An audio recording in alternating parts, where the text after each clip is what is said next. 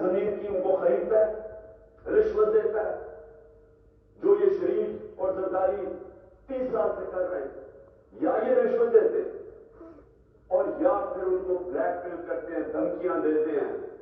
ان کو خوف زدہ کر کے ان کو راستے سے ہٹاتے ہیں۔ مافیا اس طرح آپریٹ کرتا ہے،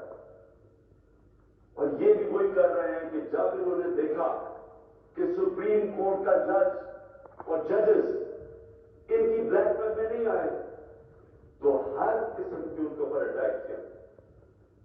1 سال پہلے ہم خوش نہیں تھے جب سپریم کورٹ کا فیصلہ ہمارے خلاف آیا۔ آپ نے اس ساری اسٹیٹمنٹس دیکھیں،